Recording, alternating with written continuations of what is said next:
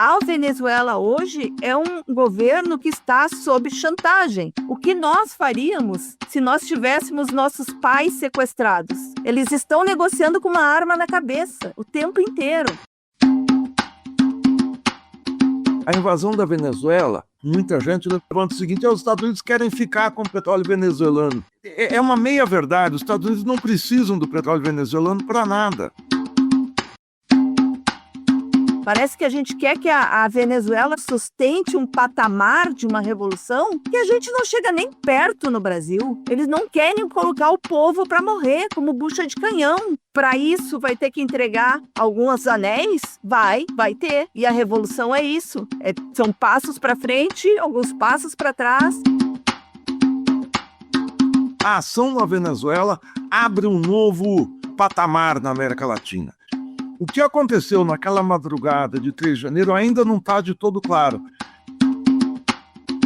Salve, salve, meu povo! Eu sou Giovanni Del Prete, estamos dando início a mais um episódio do podcast Dilemas do Sul, uma iniciativa do Instituto Tricontinental, Alba Movimentos e Assembleia Internacional dos Povos. Lembrando que todo mês estamos juntos para bater um papo sobre os desafios das nações e dos povos do Sul Global. Vem com a gente! A ação durou exatamente 2 horas e 28 minutos. Ao todo, 150 aeronaves estadunidenses invadiram o território venezuelano na fatídica madrugada do dia 3 de janeiro de 2026.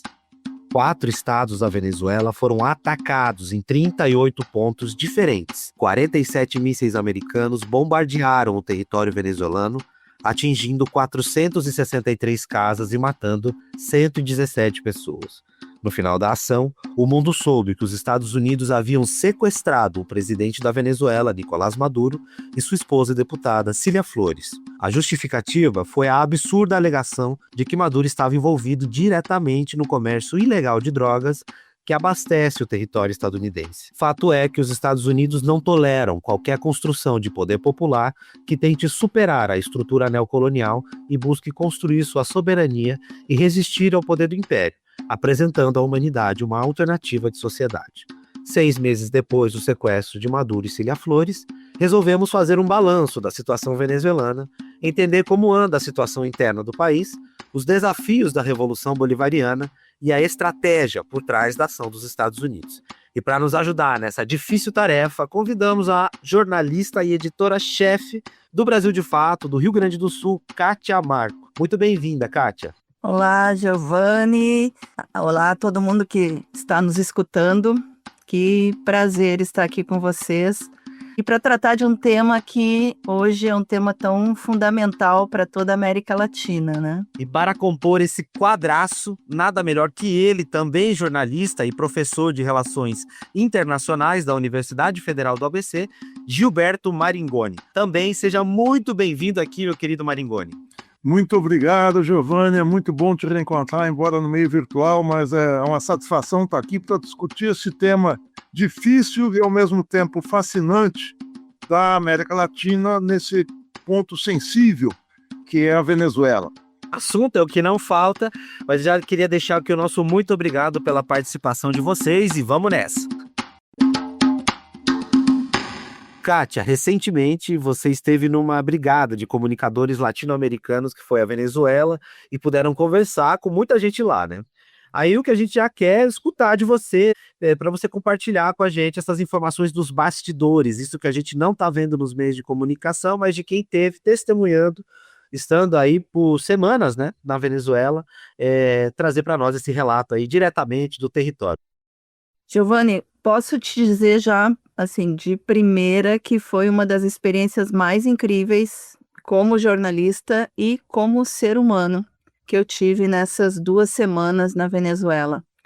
Eu ainda não conhecia a Venezuela, mas acompanho a luta do povo venezuelano, né? Mas você comeu arepa? O que eu quero saber é se você experimentou arepa.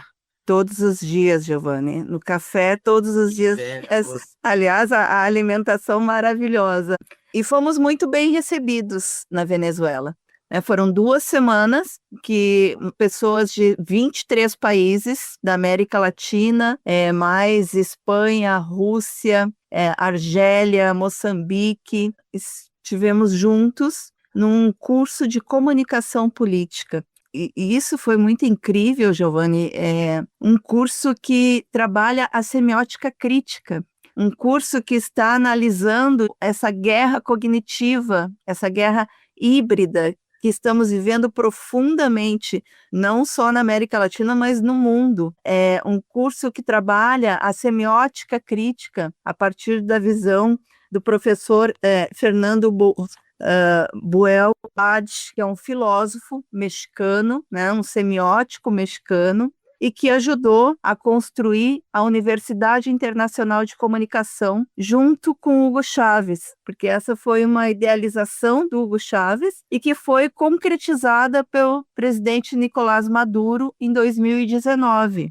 Então foram 2 semanas muito ricas, que além de aulas, manhã e tarde, tivemos a oportunidade de visitar muitos espaços, muitas comunas. Como o professor Fernando falou, nós estamos vivendo uma ditadura de fake news. E para enfrentar isso, nós precisamos de uma artilharia de pensamento, como dizia Simão Bolívar. Então, eles estão formando pessoas capazes, um exército comunicacional, um exército de lideranças para a comunicação. Kátia, soube que vocês conversaram com muitas pessoas por lá e tiveram informações novas sobre o que aconteceu naquela noite do 3 de janeiro. Ainda tem um pouco como um parte-águas, né, na história, ainda está para ser dita a importância desse 3 de janeiro, ser afirmada, mas a gente está nesse esforço também de entender quem esteve lá agora e poder ter essa visão de quem esteve na Venezuela. Sabe que eles já fizeram até um livro sobre isso, né, Giovanni?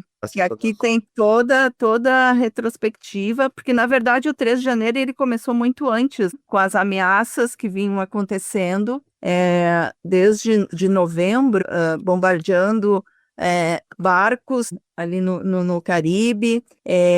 Durante todo o mês de dezembro, o presidente Maduro ficou conversando com a população, vários discursos, conversando sobre o que estava vindo, porque eles já estavam, sim, esperando esse ataque. Não foi uma surpresa. Na verdade, a Venezuela já vinha se preparando para esse ataque, mas vinha se preparando muito para um ataque terrestre. Eles não esperavam que o ataque fosse da forma como foi. Não num ano novo, num 3 de janeiro, em que as pessoas ainda estão comemorando o ano novo.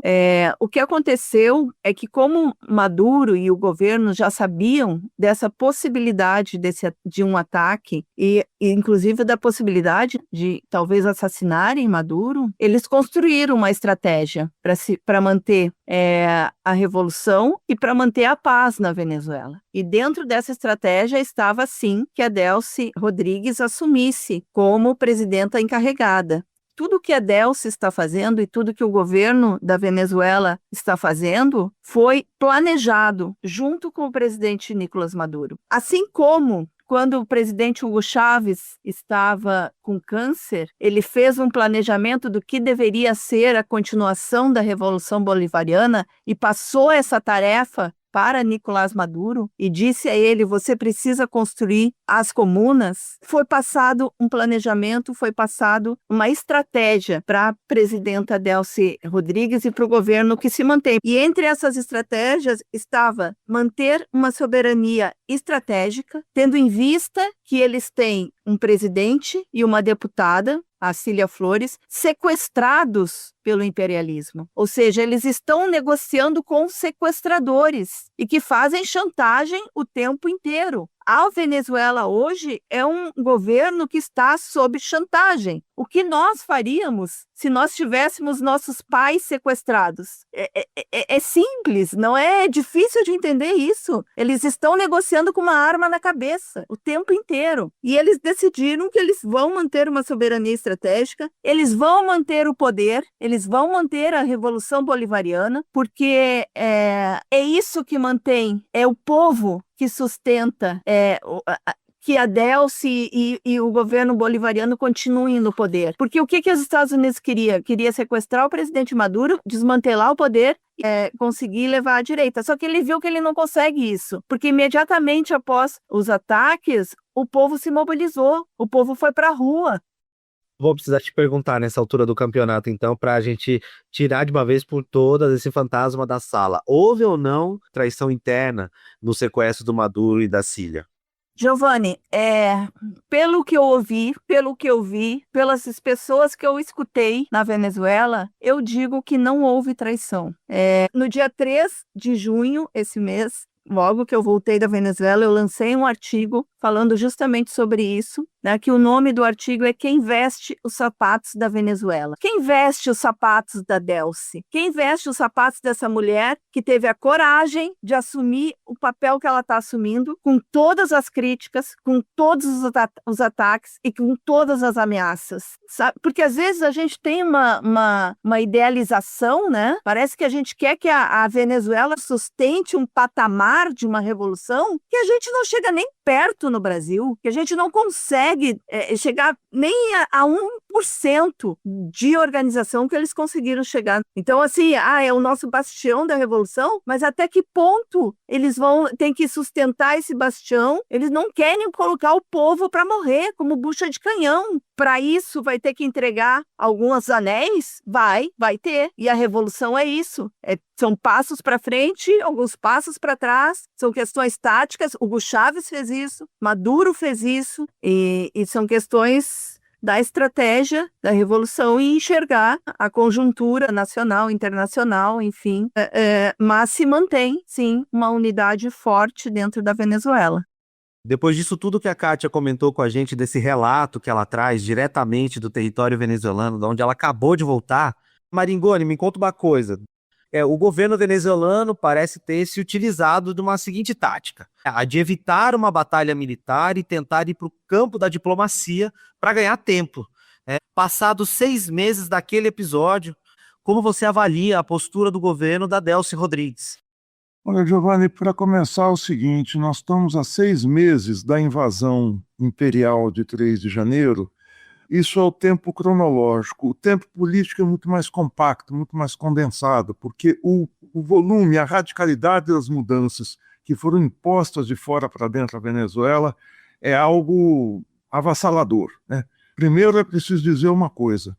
Esta é uma ação inédita na América do Sul. Os Estados Unidos, ao longo dos últimos 120 anos, quando eles se constituíram como uma força imperial a partir da invasão de Cuba e no final do século XIX, os Estados Unidos foram os zeros e vezeiros em invadir países da América Central, colocar os mariners, chegar com a sua marinha, colocar soldados em terra. Fizeram isso na Guatemala, fizeram isso na Nicarágua, em Cuba, no Panamá, enfim, todos os países da América Central isso foi feito.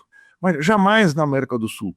A maneira de intervenção na América do Sul sempre foi, em especial a partir do pós-guerra, se articularem com setores internos opostos a qualquer tipo de mudança. Não é uma mudança sequer socialista, é qualquer tipo de mudança até para governos nacionalistas no continente, mas eles se articularam com setores empresariais, com setores do capital financeiro, com a Igreja Católica, com as burguesias locais, com as Forças Armadas e com a direita política no Congresso. E essa articulação armou golpes de Estado.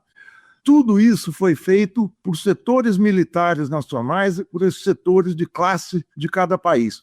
O que o Trump faz é romper essa situação. Por que é que ela existiu? Porque nesses nossos países da América do Sul, mais complexos, com sociedade civil muito mais diferenciada, era possível fazer essa articulação sem a necessidade da invasão por terra, por mar, por ar, que é algo muito mais complexo, muito mais caro e de solução muito mais difícil. Então, a ação na Venezuela abre um novo patamar na América Latina. O que aconteceu naquela madrugada de 3 de janeiro ainda não está de todo claro. É muito difícil dizer se houve traição ou não, eu não tenho elemento nenhum para dizer isso. Se a gente coloca na sala o bode da traição, todo o debate se concentra nisso. Quem traiu, como é que não foi, quanto levou de dinheiro, quanto não foi, e você paralisa totalmente a reação à brutalidade imperial. É a mesma coisa que gente que, diante do cerco a Cuba, prefere discutir as falhas da Revolução, o que Cuba tinha que ter feito de reformas, o que não tinha. Não! O principal que aconteceu, você tem uma brutalidade inédita na América do Sul, você tem um cerco a Cuba inédito, você tem uma interferência inédita na eleição colombiana quando você tem um candidato de esquerda versus a extrema-direita. E você fica discutindo os defeitos da esquerda. Tem que discutir, claro que tem.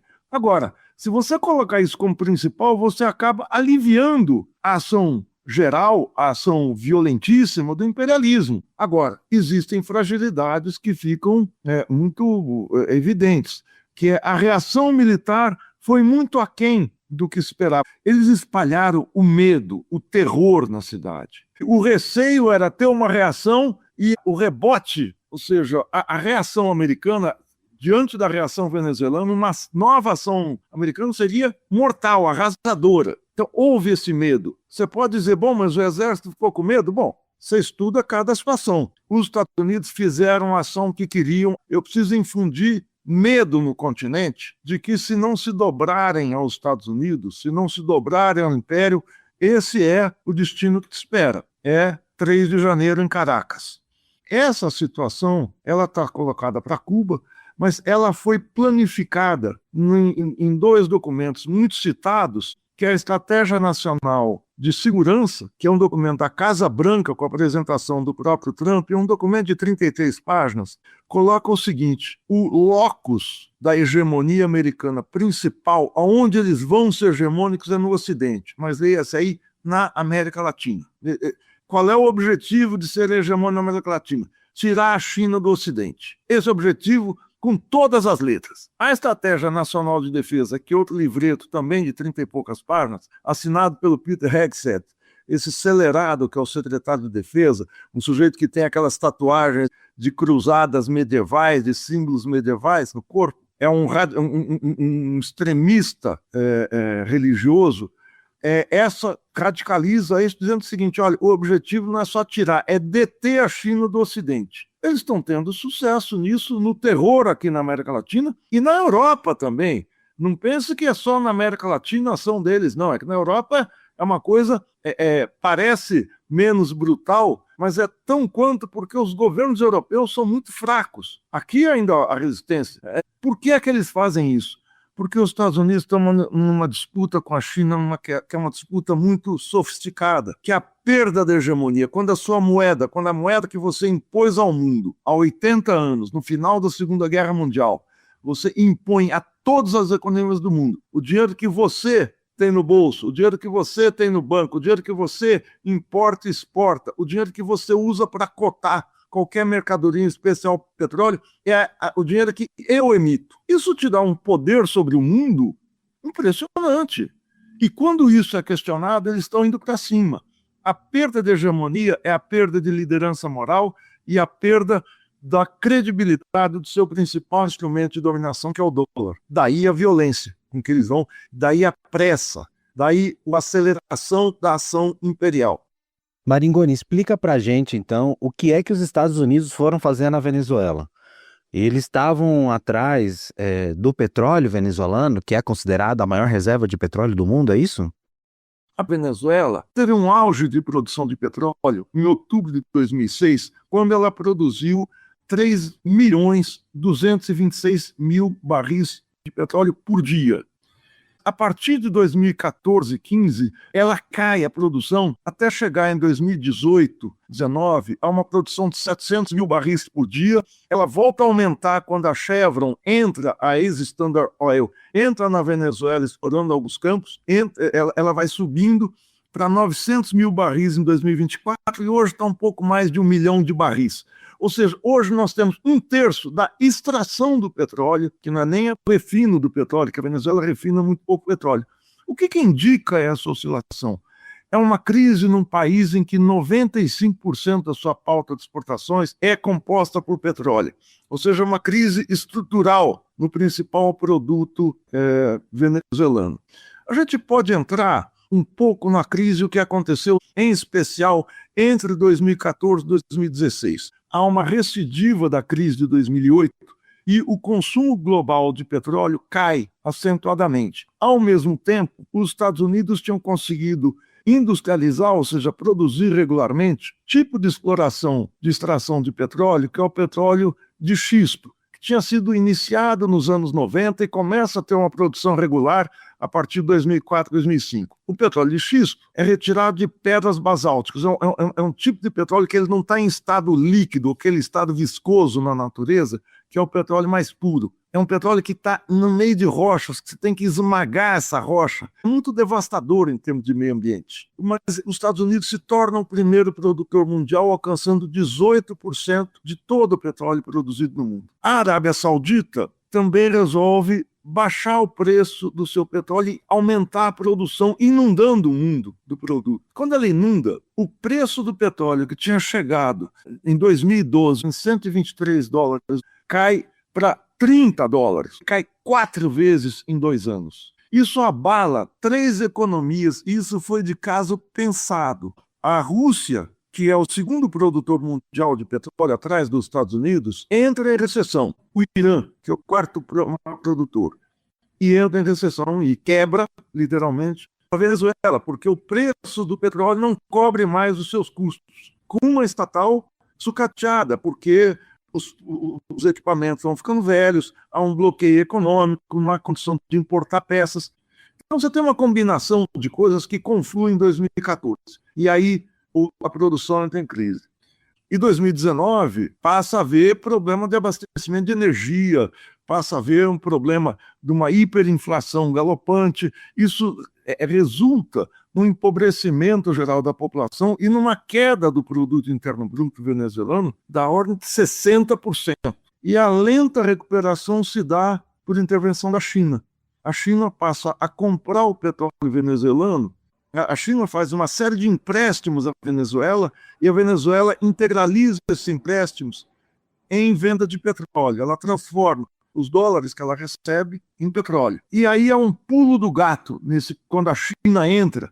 Ela entra com dinheiro correspondente no total a 50 bilhões de dólares. A Venezuela se torna o maior tomador de empréstimo chinês de toda a América Latina. Esses 50 bilhões de dólares vão ser integralizados em 10, 20 anos de produção petroleira. A China tem petróleo comprado na Venezuela que está embaixo da terra. O que acontece? Qual é o problema dessa compra chinesa? A China passa a comprar petróleo na sua moeda, no renminbi, e não mais em dólar. O mercado internacional de petróleo tem uma característica desde os anos 70.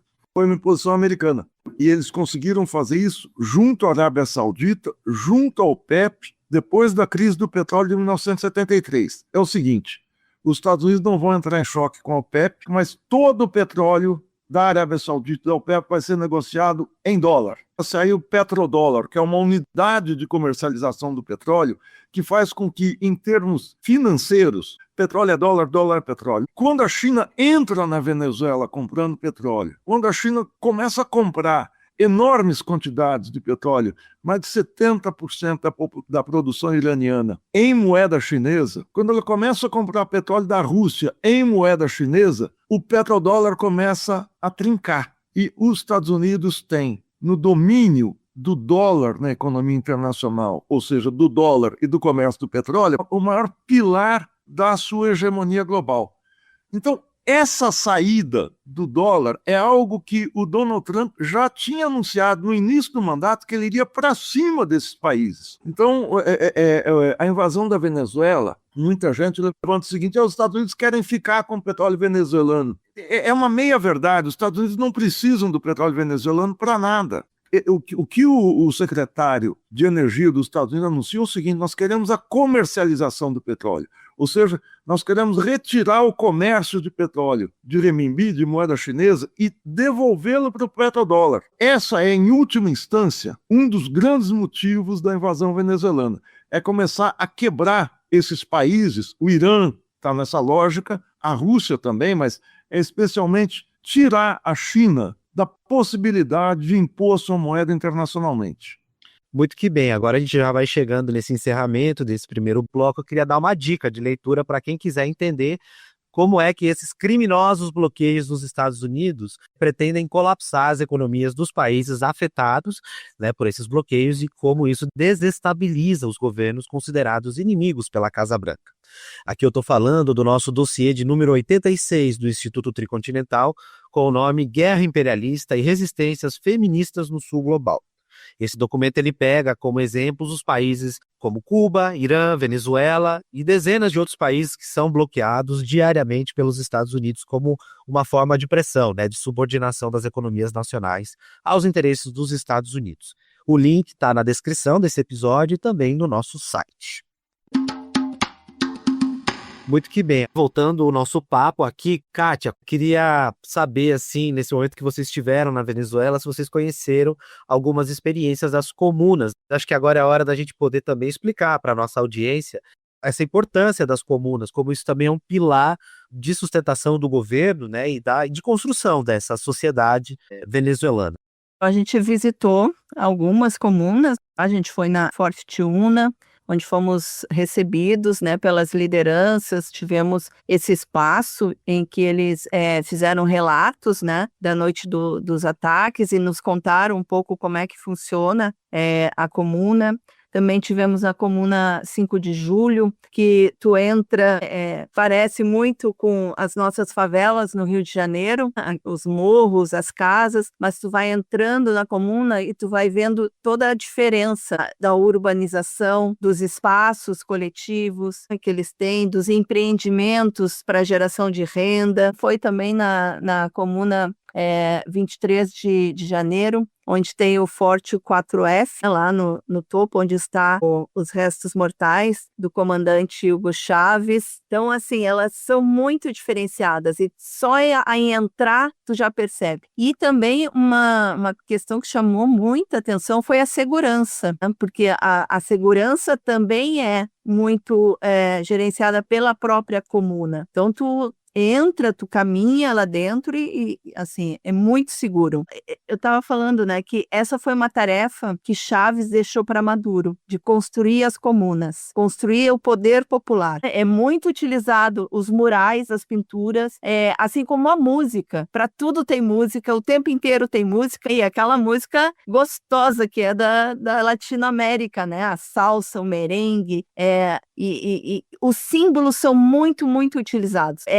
E todas as comunas têm painéis, têm murais enormes pintados e com os heróis da Revolução. A história é muito trabalhada. A gente conversa com uma criança na Venezuela, ela conhece a história de Simão Bolívar. E eu acho que isso é uma diferença fundamental, assim como em Cuba, né? Em Cuba, todo mundo conhece a sua história da Revolução. Então, esse é um elemento para mim fundamental, que é isso, né? Esse tripé da educação, da cultura e da comunicação. Esse tripé ele é fundamental para qualquer processo de construção de consciência, né? Eu quero só trazer uns números aqui, Giovanni, que eu acho que eles são fundamentais para a gente entender a potência do que a gente está falando. A estrutura política territorial da Venezuela, ela se constitui de 25 estados, 335 municípios e 1.123 paróquias, que eles chamam, que seriam as nossas cidades.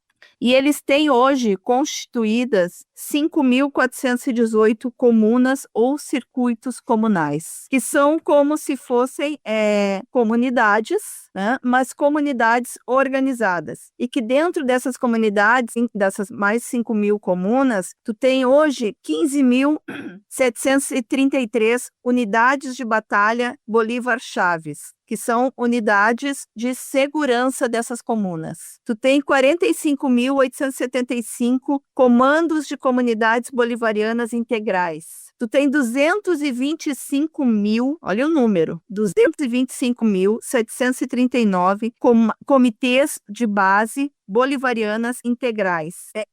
Se a gente for pensar no Brasil, a gente tem os nossos conselhos de saúde, tem os conselhos de cultura, tudo isso são unidades organizativas. As pessoas participam desses espaços e gerenciam a comuna. É o poder popular. Desde 2024 já foram realizadas 7 consultas populares. A próxima vai ser agora, dia 12 de julho, que mesmo com todo esse processo que eles estão vivendo, as comunas continuam se gerenciando e vão realizar. O que é essa consulta? É muito baseado, né, no que o Hugo Chávez conheceu aqui em Porto Alegre, do orçamento participativo implementado pelo prefeito Olívio Dutra.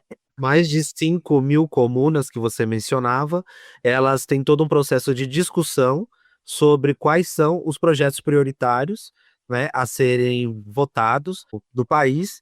Elas se organizam, o povo vai votar no esquema plebiscitário e decide, né, o que deve ser investido, o que o governo deve investir de melhoria no seu bairro, na sua comuna. E aí o povo define a sua prioridade e recebe $30 mil.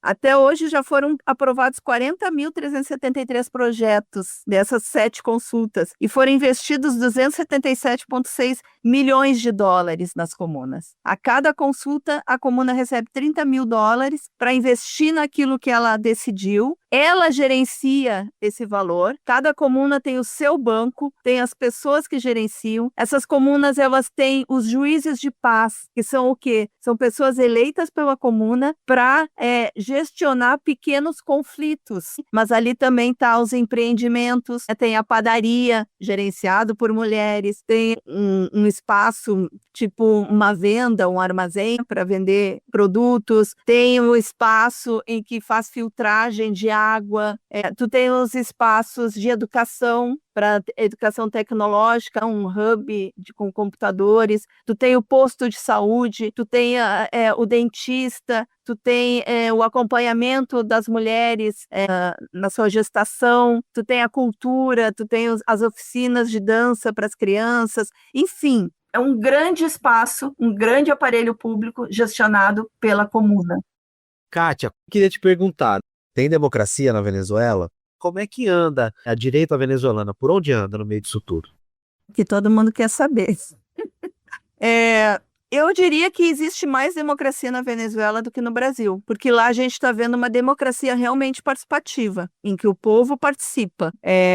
A oposição, muitos da oposição, inclusive, começaram a apoiar o governo após os ataques, porque sentiram que não é brincadeira o que eles estão enfrentando e que realmente precisa uma unidade. O governo bolivariano ele está fazendo uma peregrinação pelo país. A Delcy, ministros, enfim, estão peregrinando toda a Venezuela para conversar com vários setores, inclusive com setores da oposição, inclusive com as indústrias, inclusive com, né, empresários, porque eles estão nesse sentido de realmente, Giovanni, buscar uma paz dentro da Venezuela, buscar um entendimento. E a oposição raivosa, né, que sempre houve e que foi protagonista de situações muito complicadas, essa oposição não está lá dentro, né? Maria Corina não voltou para a Venezuela. E assim, o povo não quer Maria Corina, o povo não quer essa oposição. Por isso a guerra nas redes sociais, a guerra comunicacional está tão forte lá dentro, porque eles querem de qualquer forma construir essa visão de que há uma divisão, de que acabou o governo bolivariano, que não tem mais chance, para reconstruir essa oposição e ter alguma chance. Eles estão pressionando, eles querem novas eleições, tem uma pressão, mas o que eu percebi do povo é que não quer essa oposição.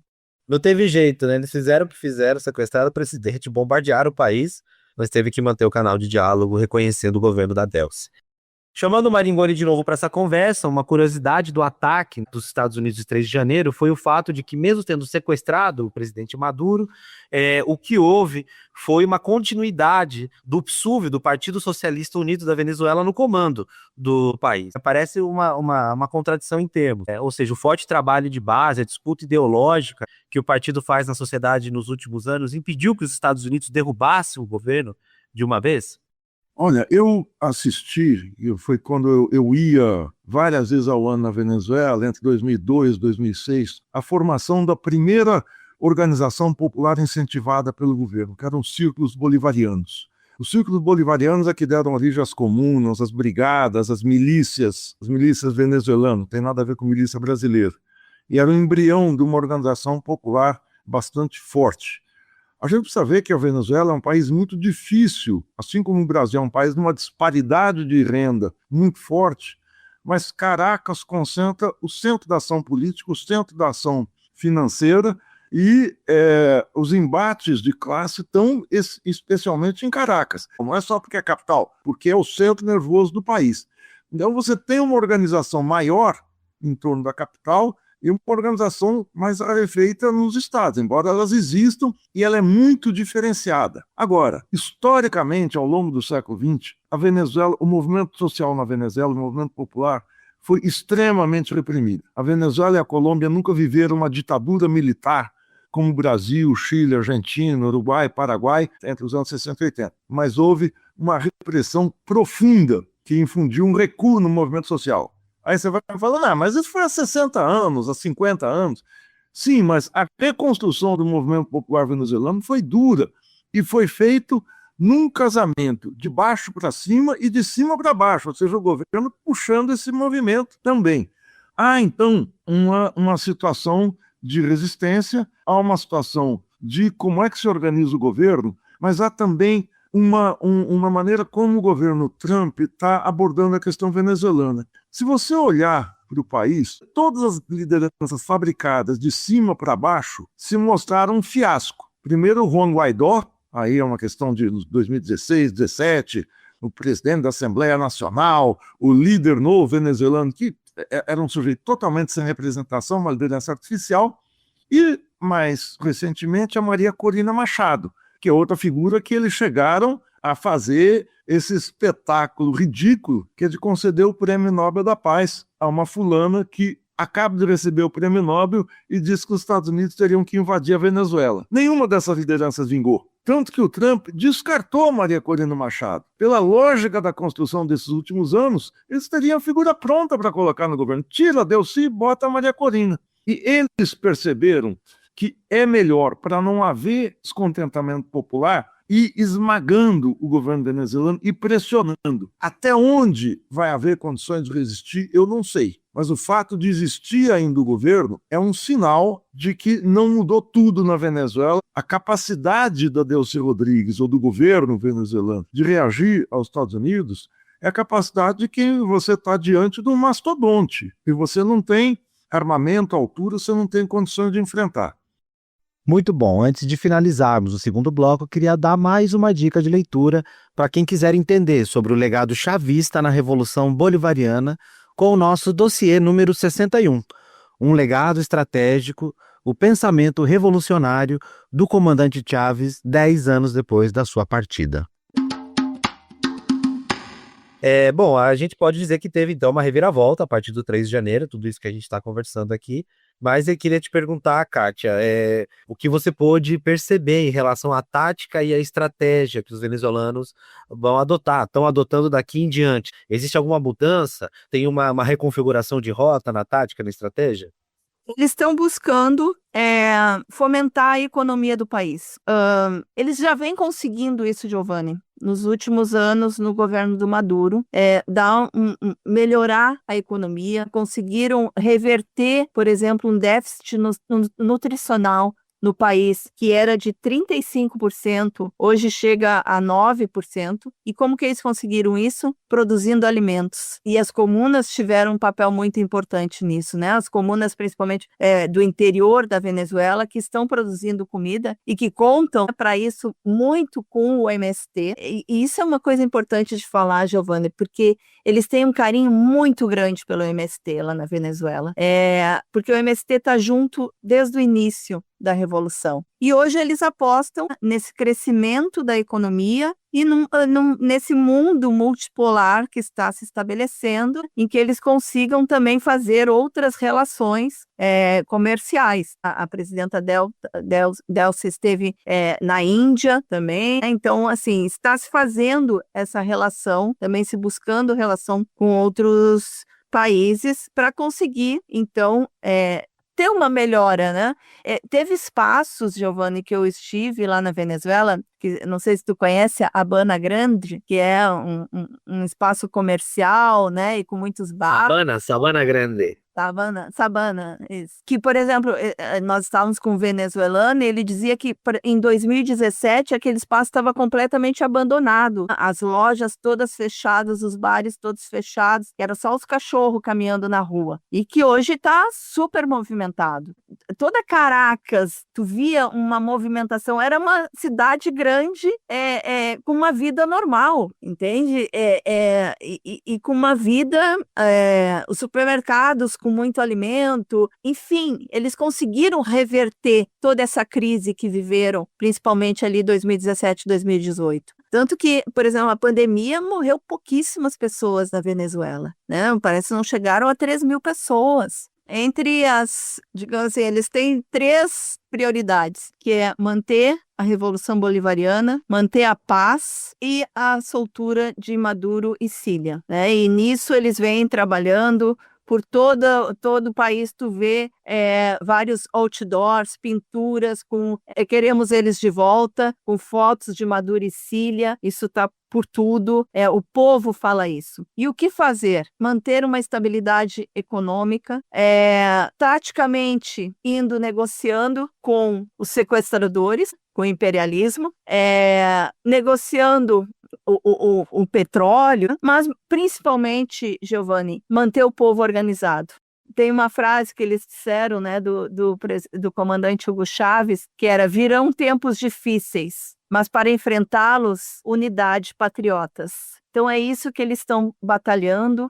Maringoni, nessa perspectiva dessa disputa mundial, com essas ofensivas que os Estados Unidos têm feito, né, diante desse declínio político e econômico que a gente vem comentando, né, dessa desmoralização, onde é que está a Rússia e China nesse processo e como você avalia, né, o papel do governo brasileiro no meio disso? A posição dos grandes países do mundo é de omissão. A posição chinesa, que tem interesses diretos no mercado de petróleo, até aqui é uma posição de se colocar fora, de se fingir que isso não está acontecendo. O mesmo vale para a Rússia. Tudo bem, a Rússia está envolvida com a guerra na Ucrânia, mas os 2 países soltaram notas, e notas duras a respeito, mas não tomaram nenhuma atitude. É bem verdade que a única atitude possível que a China poderia fazer, se for uma ação é romper relações com os Estados Unidos, e isso ela não vai fazer. A China não vai entrar em choque com os Estados Unidos, não é por covardia, não é por nada disso. É porque para ela o embate é de outra natureza. O embate está no comércio internacional, o embate está no financiamento internacional, na sua entrada como financiadora de última instância aos governos da América Latina. A Rússia, a gente tem muito a ideia da Rússia ser uma superpotência porque a União Soviética o era. Mas não, a Rússia é um país que tem um PIB um pouco menor que o Brasil, e a sua grande característica é a seguinte: é o segundo maior produtor mundial de petróleo, e é uma potência nuclear em termos do número de ogivas. Ela é maior que os Estados Unidos nesse quesito, e está envolvida numa guerra que se tornou um pântano para ela. Então, dificilmente ela tomará alguma atitude além de uma nota. O problema é o Brasil, que poderia soltar bem mais que uma nota. Nenhuma nota sobre a Venezuela, nenhuma nota oficial, diz que houve sequestro do Nicolás Maduro. Diz que Maduro foi preso, diz que Maduro foi capturado. O Itamaraty é especialista em fazer notas e declarações que não dizem muita coisa. O Itamaraty é uma instituição conservadora. O Itamaraty, sob a direção do chanceler Mauro Vieira, é uma instituição muito conservadora. Trata-se de um homem de direita, que está lá, não sei porquê. É muito diferente do Itamaraty dirigido pelo Celso Amorim, pelo Samuel Pinheiro Guimarães, e por uma política externa em que essa política sul-sul tinha sido concebida por um homem brilhante que faz uma falta tremenda, que é Marco Aurélio Garcia. Bom, maravilha. A gente agora encaminha para o nosso encerramento. A conversa está muito, muito boa, muita informação deliciosa de compartilhar e espalhar por aí. Eu queria deixar registrado o nosso muito obrigado do nosso podcast aqui para você, Maringoni, para você, Kátia. Muito obrigado por estarem aqui com a gente hoje. E agora a gente chega ao final com a nossa dica cultural. Kátia, qual é a sua indicação, você que é aí jornalista, sabida do tema, acabou de voltar de lá, qual é a sua indicação de livros, estudos, filmes, séries, que para quem quiser entender um pouco mais sobre a situação venezuelana? Eu trouxe um livro de lá, eu acho que até se consegue o PDF, mas eu trouxe esse livro, inclusive, para uma editora aqui do Rio Grande do Sul, a editora Coragem, que está pensando em fazer a tradução para nós no Brasil, que chama Contra a Doutrina Monroe, Venezuela toma a palavra, que foi um livro organizado pela UICOM, né, a universidade. Os editores foi o Ali Rojas Olaya e o José Gregório Linares, que traz um pouco da história e de como a Venezuela está enfrentando essa questão desde a doutrina Monroe, né, até agora. E eu vou dizer que mesmo com todas as críticas à Netflix, eu estou assistindo a série sobre Simão Bolívar, né? Já soube ali que tem algumas inconsistências, também tem uma acusação de que Bolívar teria traído Miranda, que os venezuelanos dizem que não foi assim. Então, para a gente ver que na história tem muitas denúncias de traição que, na verdade, a gente não sabe se foram traições ou circunstâncias, né, que levaram à situação.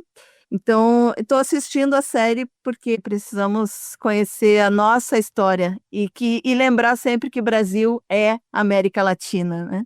Estudar as coisas para amá-las, porque somente amando essas coisas que a gente as defende. Então, estudar a história venezuelana, essa resistência que se tece desde 200 anos atrás, mas hoje, no dia a dia, no território venezuelano, é dever de todo democrata latino-americano e caribenho, numa ideia de quem defenda, obviamente, a integração, a dignidade e a paz entre os povos. Maringoni, qual é a sua dica cultural para quem quer saber mais sobre Venezuela? Olha, a gente tem uma profusão de produção de artigos. Eu recomendo muito que as pessoas busquem os sites aí, em especial a Terra é Redonda, a Jacobin e Outras Palavras. Isso aí é fundamental, há muita coisa lá, muitos articulistas escrevendo bastante, procurando esmiuçar isso que está acontecendo. Eu acho que tem algumas coisas básicas, mas essas coisas básicas eu acho que todo mundo conhece. O primeiro é o filme A Revolução Não Será Televisionada. Isso é fundamental porque ali está o raiz do embate, quer dizer, qual é o embate de classe colocado para a Venezuela. Mas eu queria fazer uma dica de Brasil, Giovanni, porque muitas vezes não adianta a gente falar de filmes que estão inacessíveis para a maioria das pessoas, e eu quero falar de uma série de TV que eu estou assistindo e estou encantado. Diante dessa seleção que a gente tem na Copa, é assistir a série do Tri, que está passando no Netflix, o Brasil 70, o tricampeonato produzido pelo O2, pelo Paulo Morelli, foi meu colega na Faculdade de Arquitetura. É brilhante você ver o que era a ação, especialmente do Saldanha, o que foi aquela Copa, quando o nível de profissionalismo do futebol não tinha chegado ao ponto do Brasil virar um exportador de uma commodity chamada craque de futebol, que exportava para a Europa. Não é saudosismo, mas ali tem uma vibração do esporte da Copa, mesmo estando no meio da ditadura, e a série mostra isso, eu acho absolutamente brilhante. Além disso, a gente tem alguns filmes sobre América Latina, que eu acho que são... Eu estava assistindo outro dia, todo mundo assistiu, o jogo do Brasil e do Haiti. Eu torci pelo Brasil, mas confesso que eu fiquei triste do Haiti não fazer um gol.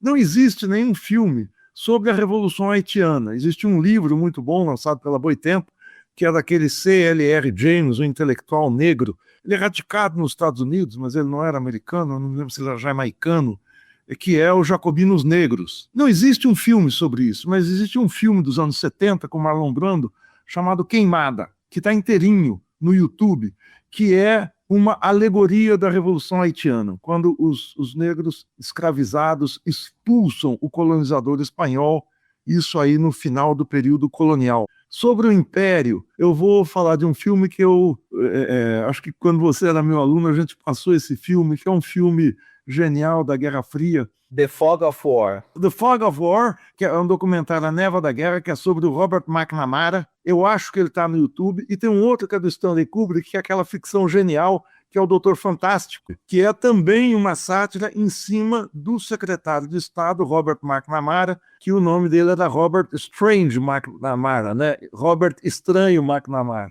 Fico por aqui nessa dica de filmes. Muita cultura e ousadia, porque foram várias indicações, então ninguém pode sair falando depois de ouvir esse podcast, que não sabe aonde mais buscar informação. Eu também, como não sou bobo, vou também deixar minha dica aqui. Claro, recomendar aí os meios de comunicação que têm essa vinculação direta com o povo venezuelano, principalmente o Brasil de Fato, que tem correspondentes lá em Caracas, ou seja, não é igual a Folha de São Paulo, não, que quem dá a notícia sobre Caracas está morando lá em Buenos Aires, como geralmente é. Também recomendar um outro dossiê do Instituto Tricontinental, de número 61, que fala sobre o legado estratégico, o pensamento revolucionário do comandante Hugo Chávez, 10 anos após a sua partida. Também aí tem muita informação muito interessante para quem quer estudar mais, e eu não podia deixar de falar de uma dica cultural, se eu estou falando de Venezuela, sobre o Sandino I, o filho do Ali I, um dos, que também é muito conhecido na Venezuela, muito popular entre o povo venezuelano, sobretudo entre a juventude, que tem músicas lindas, maravilhosas, e entre elas uma música que eu gosto muito que chama Enamoral. Muito obrigado, Kátia, muito obrigado, Maringoni, por essa baita conversa. Seguramente a nossa audiência vai amar e vai sair daqui muito sabida. Mas não só sabida, mas também lutando para ser também um porta-voz da defesa da integração latino-americana, da paz e da soberania nesse nosso continente.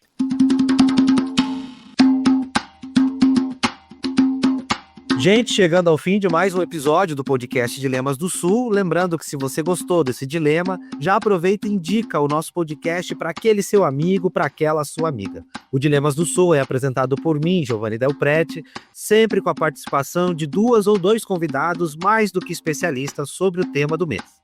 A direção, produção e roteiro do podcast ficam sob responsabilidade do Luiz Felipe Albuquerque, a trilha sonora, edição e sonorização são do Emerson Ramos. Até a próxima!